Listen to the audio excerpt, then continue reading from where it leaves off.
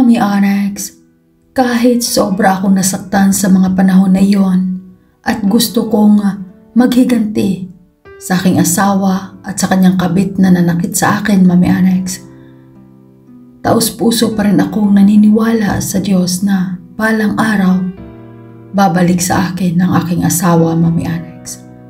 Kaya nung sinabi sa akin nung matanda na tutulungan niya ako, ibigay ko lang sa kanya ang hibla ng buhok ng kabit ng asawa ko at damit ng asawa ko na nagamit na. Subalit, nung sinabi niya sa akin iyon, nagdalawang isip ako, Mommy Onyx. Kaya,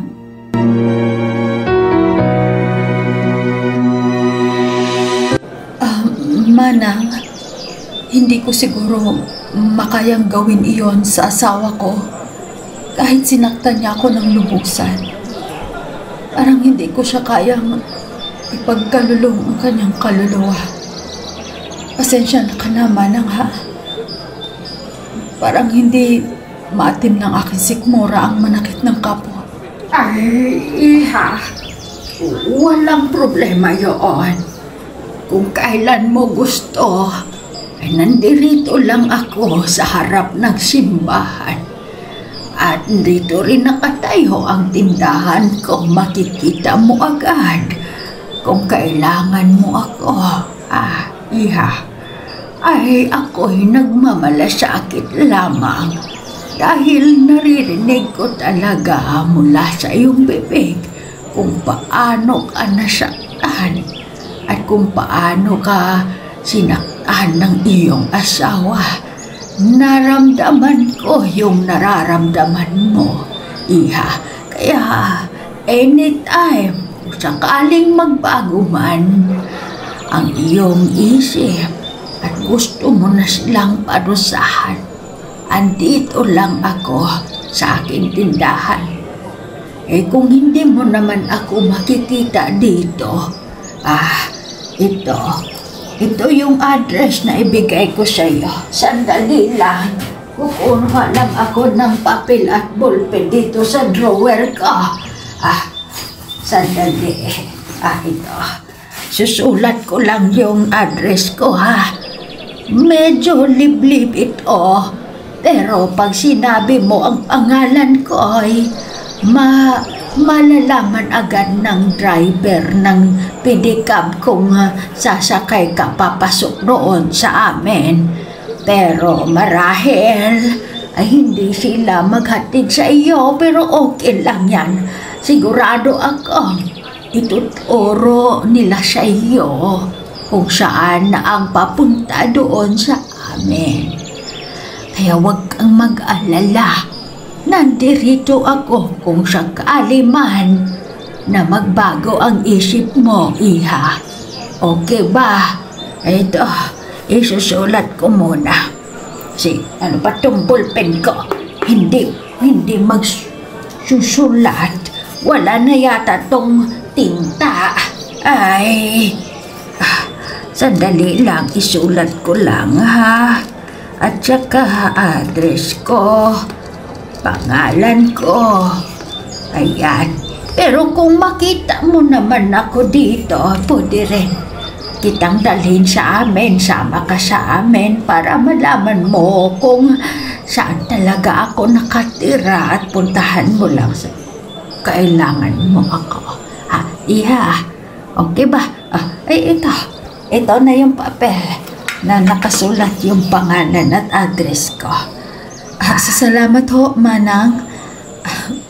Tatandaan ko po yung mga sinasabi nyo. Sige ho, aalis na ho ako. Salamat po ulit. Sige. Mag-ingat ka sa iyong pag-uwi. Basta andito lang ako. Puntahan mo lang ako dito. Hindi kaya dyan sa address, ha? Kaya sige, ha? Mag-ingat ka. Uuwi na lang ako.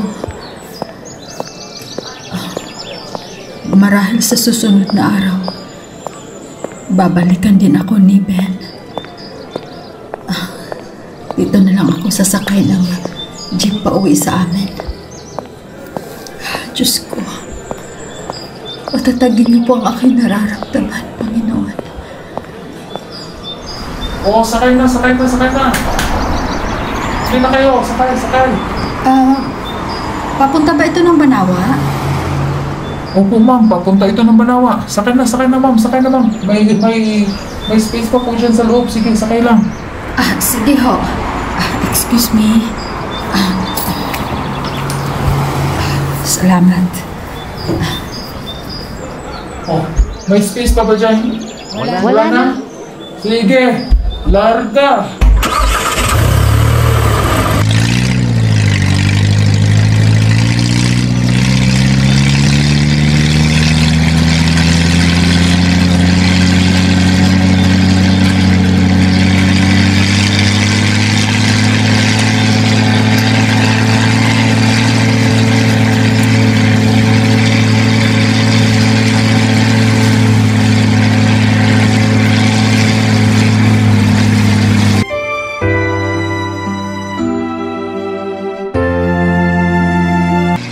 Mama, ibaba niyo lang po ako dyan sa may akasya. Ito ho yung bayad. Sige ho. Akasya lang, akasya.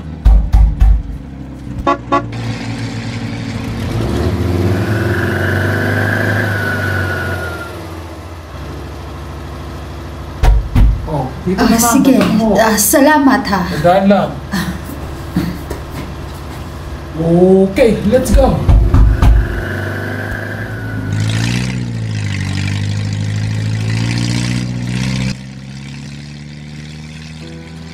Didiretso na lang ako sa bahay nila Aling Suling. Ayoko munang umuwi sa amin kasi mag-isa lang naman ako doon. Baka iiyak lang ako ng iiyak. Didiretso na lang ako sa Kinanang Suling para makapaglabada ako doon at malibang naman yung sarili ko. Loida! Lilipat ba kayo ng bahay?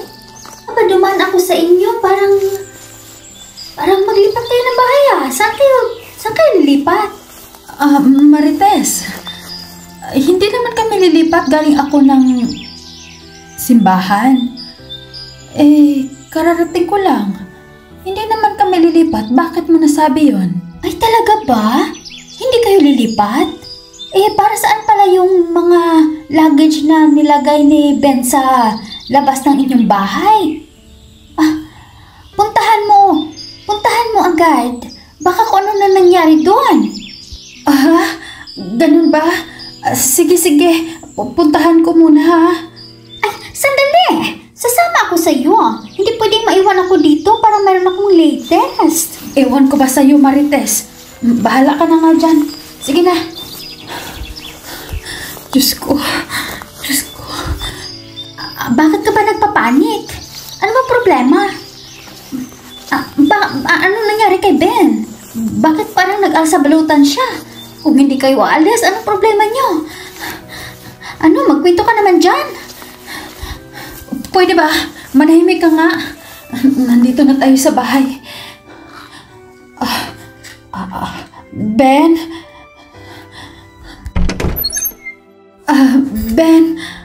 Ben, buti umuwi ka na. Ano yung ginagawa mo, Ben? Bakit mo sinira yung cabinet natin, Ben? Sorry, Ben. Gusto mo bang magbibihis? Nandito yung susi sa akin Kasi umalis kasi ako.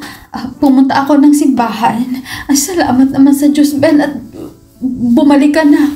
Pero, bakit nakaimpake yung mga damit mo, Ben? Ben. Pwede ba, Loida? Ano sabihin ito? Pabayaan mo na ako. Ben. Aalis na ako dito. At hindi na ako babalik. Kaya, sige na. Magtigil-tigil ka na dyan. Huwag mo akong Nakaimpake na yung mga gamit ko. Handa na yung mga bagahe ko. Lilipat na ako doon sa kabila. Ben. Bahala ka na dito. Nakikiusap ako. At hindi na kita babalikan. Huwag ka nang mag-expect sa akin. Naman, Huwag mo nga akong hawakan. Ben. Pwede ba, Loida? Naluluhod ako, Ben. Bitiwan mo yung binti ko. Walang ako, eh. Tatadyakan kita ngayon. Bitiwan mo. Ben. Bitiwan mo sabi eh. Ben, Bitiwan mo. kahit anong gawin mo, Ben. Punyeta. Tadyakan mo man ako. Bitiwan mo kasi yung binti Saktan mo ko. man ako, hindi ko Alis na mabitiwan ako. yung binti mo. Sige na. Hawak lang ako Bitiwan mo. dito, Ben. Tatadyakan kita ngayon. Gusto mo. Bitiwan mo. Gusto mo talaga masaktan, ha? Iwan dito Gusto mo ka lang masaktan? sa akin, Ben. Dito ka lang, maawa Huwag mo kong ka, galitin, Ben. ha, Loida? Please, Talaga huwag kita. mo ko iwan. Hala ka na sa buhay mo. Ben, Alis na ako. Ben. Huwag mo ko iwan. Loida. Halika, tulungan kitang umupo dito. Halika. Upo ka dito, Loida.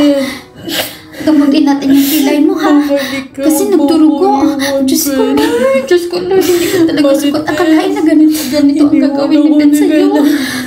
Ang sweet-sweet pa naman niya sa'yo, tapos ganito lang palang ginagawa niya sa'yo.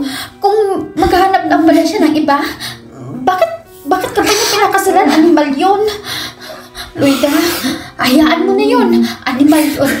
Marami pang lalaki dyan. Kaya, magpakatatag ka talaga, Loida. Uminom ka muna ng tubig, oh. Diyos ko, Lord. Ano ba nangyari sa inyo? May iba na ba yun si Ben?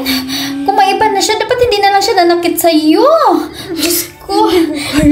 Magpakatatag ka. Hindi siya kawalan. Maganda ka. Diyos ko. Magpakatatag ka, girl. Diyos ko, Lord. Ang daming dugo ng... Naku, punasan natin to, ha? Punasan natin, ha? Ayan. Naku, magpakatatag ka talaga, girl. Buti na lang wala kayong anak. Naku, pag nagkataong meron, kawawa ang maging anak nyo. Mahal ko si Ben. Mahal ko si Ben.